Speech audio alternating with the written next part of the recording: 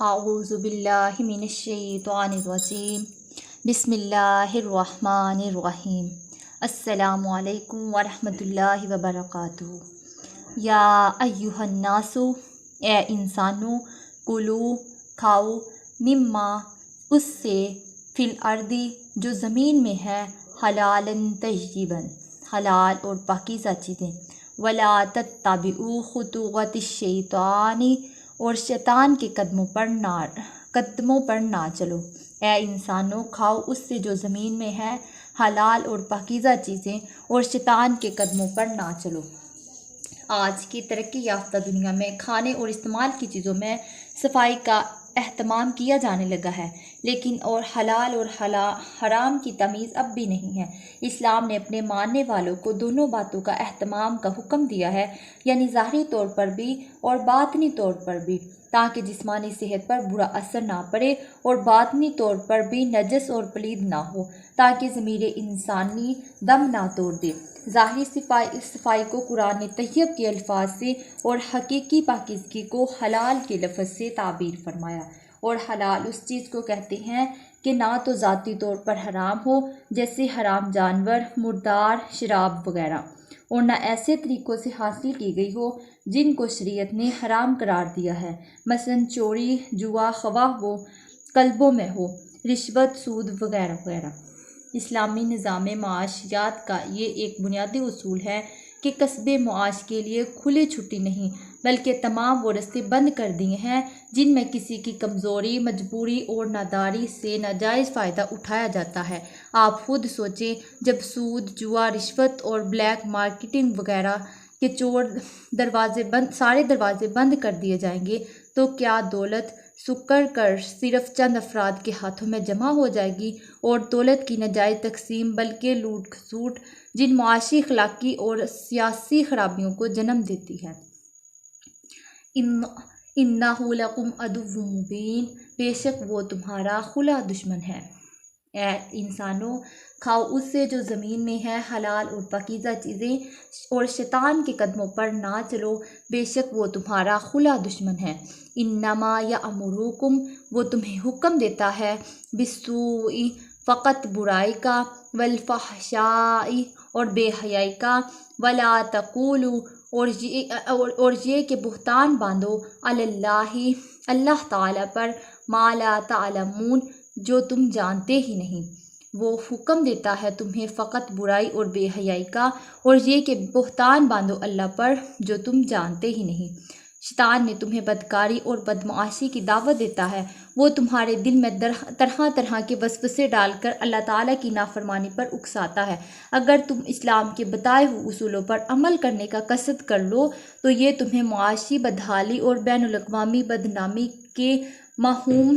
خطرات سے ڈراتا ہے، اور ایسے بدخواہ کے حکموں میں آ کر اللہ تعالیٰ کی نافرمانی نہ کرو۔ وَإِذَا قِيلَ لَهُمْ، اور جب کہا جاتا ہے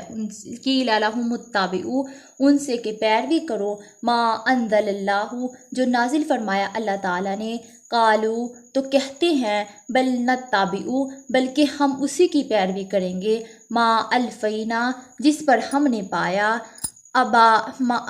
علیہ آباءنا، جس پر ہم نے اپنے باپ داداؤں کو پایا، ولو،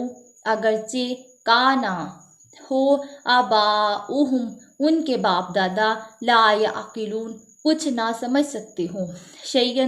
شیئا ولا یہتدون، اور نہ ہی وہ ہدایت یافتہ ہوں۔ اور جب کہا جاتا ہے ان سے کہ پیروی کرو اس کی جو نازل فرمایا اللہ تعالیٰ نے، تو کہتے ہیں نہیں، بلکہ ہم تو اس کی پیروی کریں گے جس پر ہم نے اپنے باپ داداؤں کو پایا، اگرچہ ان کے باپ دادا نہ کچھ سمجھتے ہو اور نہ ہی ہدایت یافتہ ہو۔ جو لوگ اللہ تعالیٰ کی واضح آیت کو چھوڑ کر اپنے گمراہ باپ دادا کی تقلید کرتے ہیں، ان پر حسرت و افسوس کا اظہار ہے۔ اور اگر آباء و اجداد رشد و ہدایت ہوں تو ان کا اتباع عین مقصود ہے، اور انبیاء کرام کی یہی سنت ہے، کیونکہ حضرت یوسف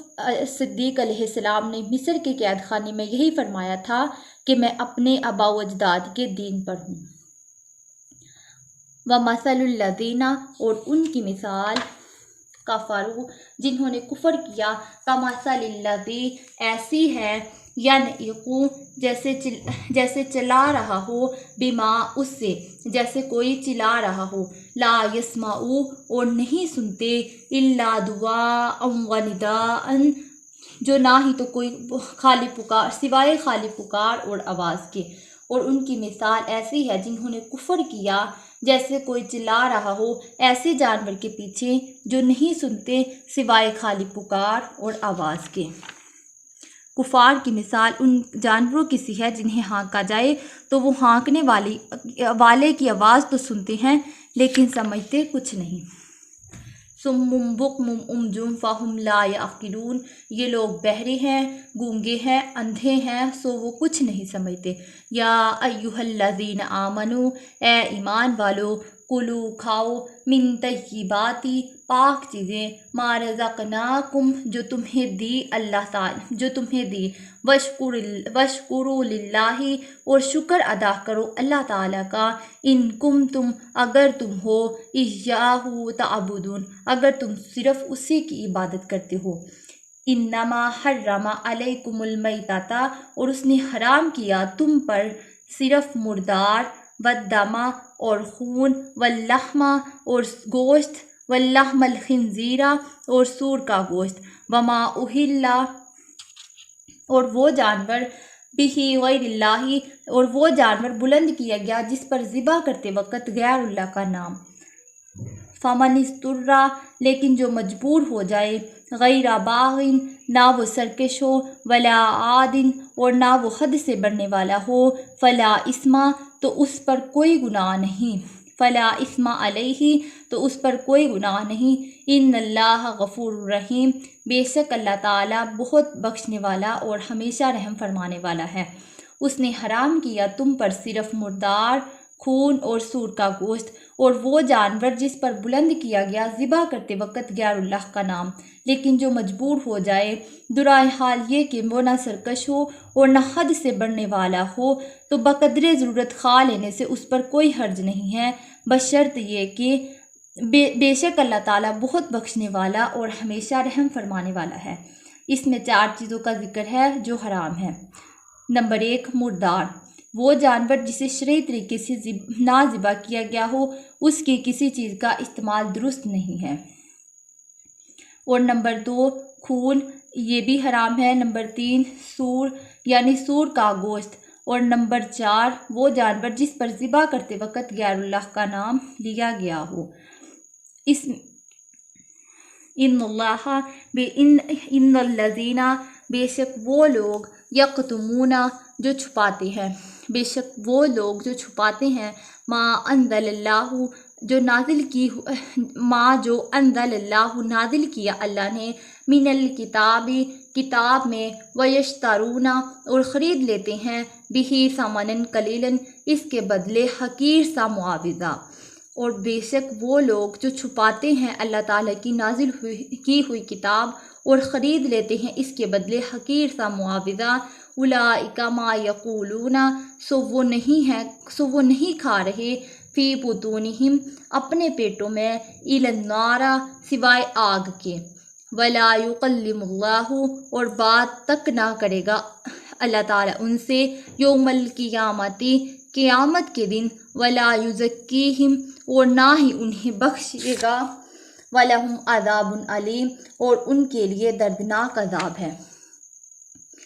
بے شک وہ لوگ جو چھپاتے ہیں اللہ تعالیٰ کی نازل کی ہوئی کتاب اور خرید لیتے ہیں اس کے بدلے حقیر سا معاوضہ، سو وہ نہیں کھا رہے اپنے پیٹوں میں سوائے آگ کے، اور بات تک نہ کرے گا اللہ تعالیٰ ان سے قیامت کے دن، اور نہ ہی انہیں پاک کرے گا،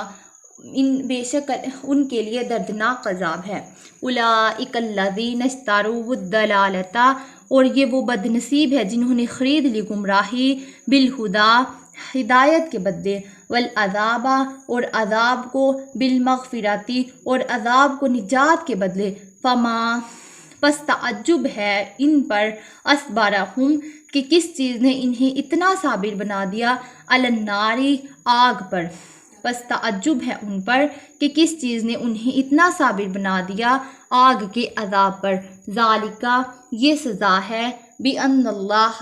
اس وجہ سے ہوگی اللہ کی، انزل الکتاب جو اتاری اللہ تعالیٰ نے کتاب، بالحق کی حق کے ساتھ، وَإِنَّ الَّذِينَ اور بے شک وہ ان لوگوں نے، نختلفو اختلاف ڈال رہے ہیں، فی الکتابی کتاب میں، لفی شقاق بعید اور وہ دور دراز کے جھگڑوں میں پھنسے ہوئے ہیں، اور یہ سزا اس وجہ سے ہوگی کہ اللہ تعالیٰ نے تو اتاری کتاب حق کے ساتھ، اور بے شک وہ لوگ اختلاف ڈال رہے ہیں کتاب میں اور دور دراز کے جھگڑوں میں پھنسے ہیں۔ اس سے بڑھ کر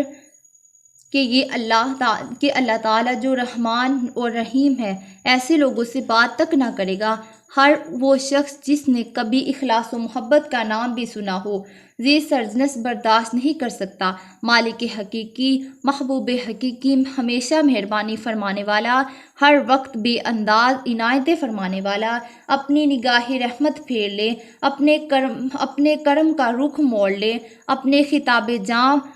بروڑ سے محروم کر دے اور پھر برداشت کرے تو وہ دل نہ ہوا، پتھر ہوا، بلکہ پتھر سے بھی سخت۔ اللہ تعالیٰ اپنے محبوب مصطفیٰ حضرت محمد مصطفیٰ کے طفیل اپنے ادنا سے ادنا ناراضگی سے ہمیں بچائے، آمین۔